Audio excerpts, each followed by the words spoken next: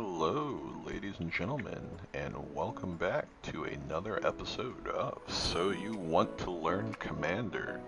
We are back today with another deep dive into a favorite commander of mine, so pull up a seat, grab something to drink and a snack, and let's get on into it.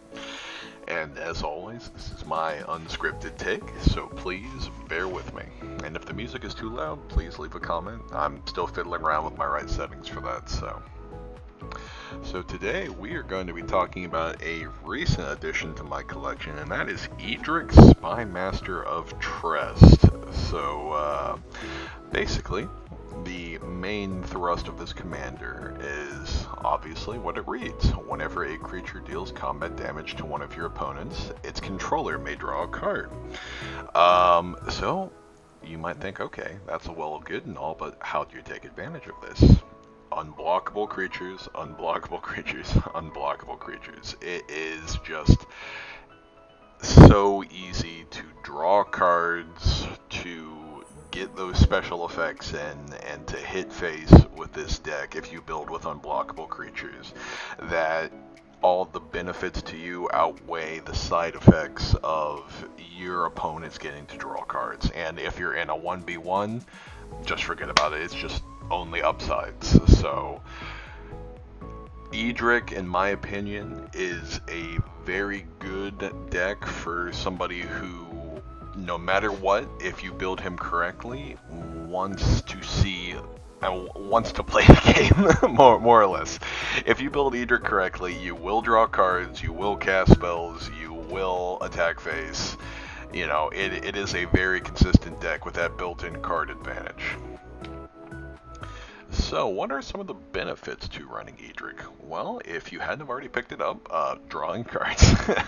Even getting 2 to 3 of very cheapy unblockable, maybe not even unblockable, evasive creatures like cheap 1/1s with flying, that works too.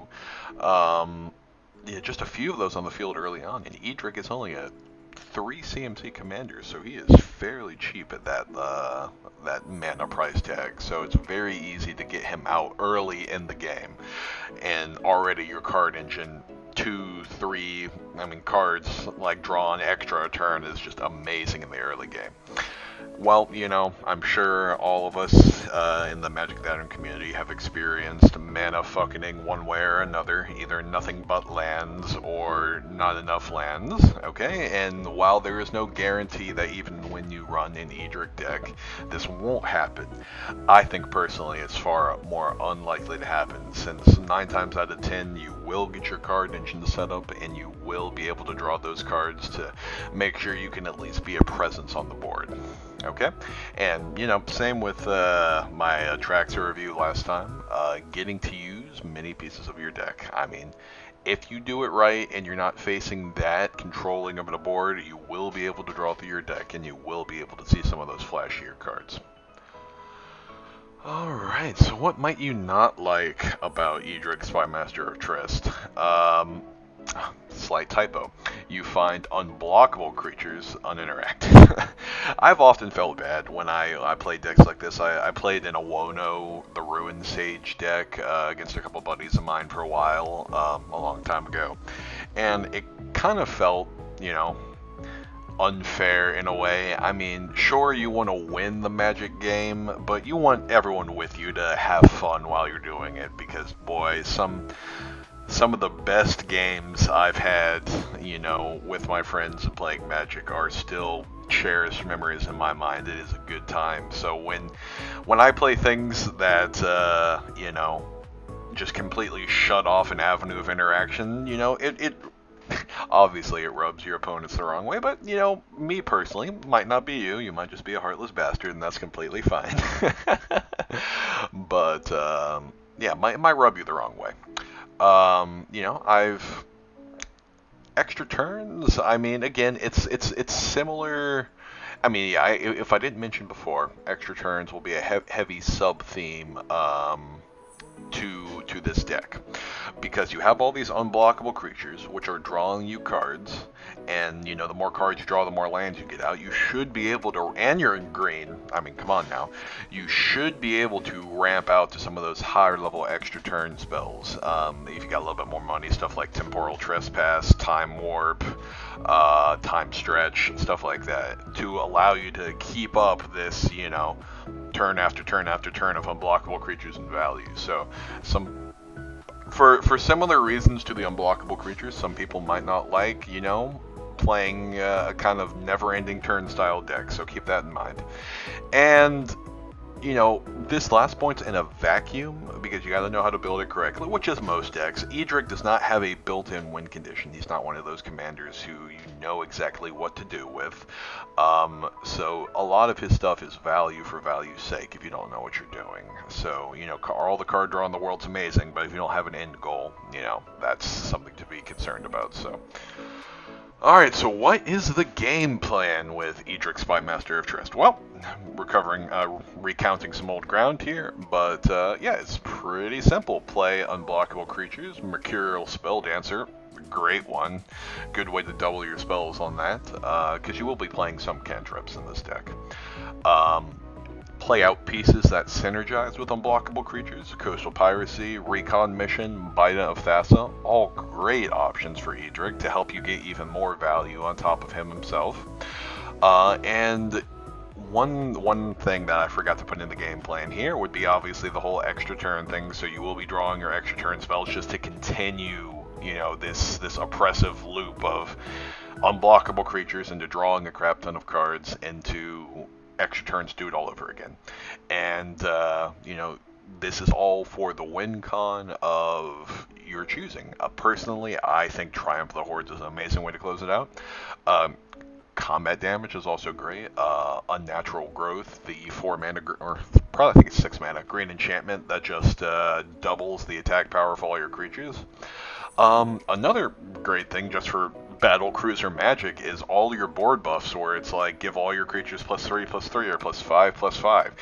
It doesn't change the fact that they can't be blocked, so you are suddenly swinging around with a board of very heavy hitting unblockables. So that's also a good way to do it. And a personal favorite of mine, this is again just my opinion, probably not the best option, but I've struggled personally with where to put my Eldrazi Titans in my collection, and I've put a couple mana rampers like Zendikar, I believe it's Zendikar Resurgent, and I forget what else, Mana Reflections, stuff like that to help ramp out to some bigger creatures. So you could consider a sub-theme, excuse my English, of Battlecruiser Magic there. But okay, so what would I think the general deck breakdown looks like? So again, how I would play it, it has a heavy mana curve in the 0 to 3 range, and a heavy mana curve in the 6 to 9 range. It's going to be a little bit low in the middle there, which I think is still warranted with the 35 land count, because again, hopefully, if all goes well, you should be drawing through those lands pretty damn fast, so too much lands or getting too many of your lands shouldn't be a problem in this deck. Okay, so I put 3 bounces instead of wraths here because unfortunately, blue-green does not have the stereotypical wraths at the very least. Blue has a lot of board bounces, and green has a couple wrath-esque effects, but nothing as, you know, cumulative as the other 3 colors. So, God, I cannot count the amount of times I have been messed up by a River's Rebuke. So, yeah, keep that in mind. So cards like River's Rebuke, Fade from History, Azuria's Predation, those can all be worthwhile cards for the for this category. Okay, so this is going to be a main section here. So 10 to 15 extra turn enablers or recursion. Okay, another thing you're going to want to consider in this deck is things.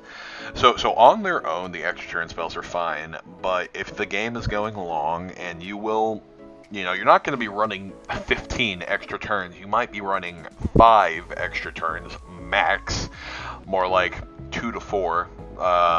But, you know, if it's going to be a sub-theme in your deck, you're going to want to have ways to get those cards back in your hand.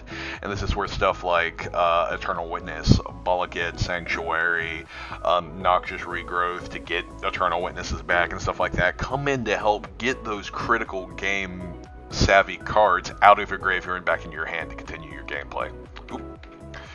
Okay, I added a couple more mana rocks in this situation because you will hopefully be doing a lot once you get your little value engine set up and you're playing a lot of cards and you want to make the most of your extra turns. So this is a deck where, you know, might not usually fit into a dual color deck, but, you know, Chromatic Lantern, some of the more cheaper mana rocks, Felwar Stone, Cold Steel Heart, Replicating Ring, if you're on a budget, those could fit in here perfectly. Okay, and obviously this is a deck that is enabled by creatures, so you're going to want to be focusing heavily on those unblockable creatures. Okay, and win con interaction, you know, you're in blue, you're in green, so this can include ramp, this can include counter spells, just draw spell. I would recommend shying away from more than 1 or 2 critical draw spells to get you out of a bad patch in case of emergencies, like a Flow of Knowledge would be fine. But since you're going to have your deck built around Edric's ability, there's really no reason to have extra card draw. Alright, so what are highly synergistic cards for this deck? Well, as we can see over to the right, there are a couple, you know, general umbrellas that are great for Edric. Unblockable creatures first and foremost, well, that's the assumption going in, but things that synergize with the unblockable creatures. You saw earlier, Biden of Thassa, Toski, the Indestructible Squirrel, like things that give you even more card draw off your unblockable creatures are almost an auto include in this deck. Extra turns, stuff like Nexus of Fate, Part the Waterfield, Beacon of Tomorrows, all of those. I wouldn't go, okay, and when I speak of this is not in a competitive sense, this is just, you know, one casual dude's opinion on how to build the deck, so I tend to be a little bit more lenient with running the more clunky extra turn spells, so just, you know, keep that with a grain of salt. And of course, highly synergistic things is those big bombs of spells, those big extra turns, getting them back into your hand so you can continue the value engine with the Graveyard Recursion. Alright, and how might one close off a game with Edric, Spymaster of TREST? Well, one of my favorite win conditions for unblockable things or go wide things is Strixhaven Stadium. Just as simple as dealing 10 damage to somebody with 10 separate creatures and not getting hit yourself. It's a little bit more complicated than that, but if an opponent isn't paying attention, it might allow for a sneaky win condition. And it's also, you know, a little bit of ramp for you. So, hey, and with all the Proliferate that came out with the last Phyrexian set, might be worth your time. Finale of Devastation, if you have the money for it, is a great payoff, good lord, with all of your unblockable creatures.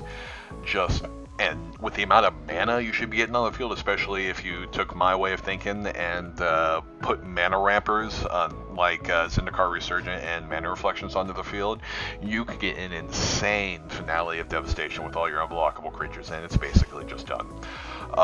And of course, we talked about it before, Triumph of the Hordes, you know, is just such an easy way. Triumph of the Hordes by itself might not be the closeout, so you might need to combine it with a board buff or something else. It really depends on your board state. It might not be what you need to close out the game, but it is definitely an option you have with all your unblockable creatures. So, alright, ladies and gentlemen, I hope you understand Edric, Spymaster of TREST a little bit better. That is all for now. If you have an idea of what commander I should cover in my next video, leave a comment down below. Like and subscribe if you enjoyed the video, and I will see you in the next one. Bye-bye!